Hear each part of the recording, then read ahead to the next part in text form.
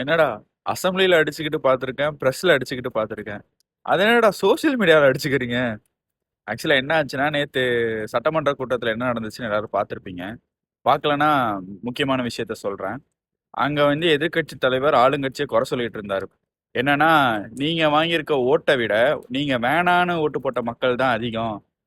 நீங்க ஆட்சி அமைக்கிறதுக்கும் எங்க கூட்டணி கட்சிகள குடுத்து தான் உங்கள உட்கார வச்சிருக்கோம்.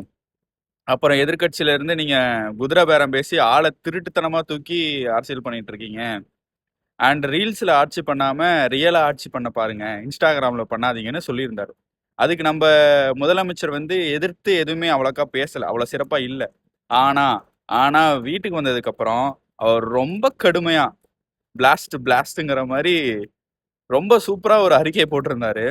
என்னன்னா, அ இவ்வளோ புள்ளி விவரத்த பேசுனீங்களே, மக்கள் உங்கள வேணான்னு ஓட்டு போட்டது தான் ரொம்ப அதிகம். நீங்க திமுக ஆட்சிக்கு வரக்கூடாதுன்னு ஓட்டு போட்ட மக்கள் தான் ரொம்ப அதிகம். டிவிக்கே 35% ஓட்டு வாங்கியிருக்கு. உங்கள காட்டிலும். ஸோ இத பத்தின புள்ளி விவர திமுகக்கு இது தெரியாதா? அப்படிங்கிற மாரி போட்டிருக்காரு. இது மட்டும் தானான்னு பார்த்தா, அதுக்கப்புறம் திருச்சியில ஒரு தொகுதிய ரிசைன் பண்ணதுக்கு உதயநிதி விமர்சிச்சிருந்தாரு. அதுக்கு பதில் அளிக்கிறதுமா, எங்க பவர் என்னன்னு உங்களுக்கு தெரியாதா? குளத்தூர பார்த்துமா உங்களுக்கு புரியல? ஏன் 15 சிட்டிங் மினிஸ்டர தோற்கடிச்சப்ப கூடமா உங்களுக்கு புரியல? அப்படிங்கிற மாரி கேட்டிருந்தாரு. இதெல்லாம் கூட கம்மி. அதுக்கப்புறம் அவர் என்ன சொல்லியிருக்காரு, ரீல்ஸு ரியல்னு விமர்சிச்ச திமுகக்கு தெரியல, அவங்க ரீல் எப்பயோ அறுந்து போச்சுன்னு.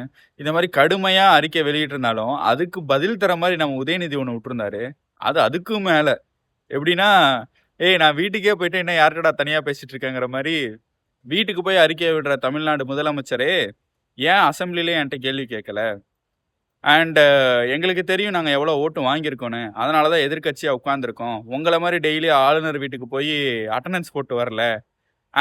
திமுக ஆட்சி தொடராம இருந்தாலும், திமுக திட்டங்கள நீங்க கன்டின்யூ பண்ணுவீங்கன்னு உங்க வாயிலேயே நீங்க சொல்லியிருக்கீங்க. அதுதான் எங்களோட வெற்றி. அப்படின்லாம் பேசியிருக்காரு. ஓ! ஓ! இதுக்கு பேரு தான் மாடர்ன் பாலிடிக்ஸோ? நல்லா இருக்கு.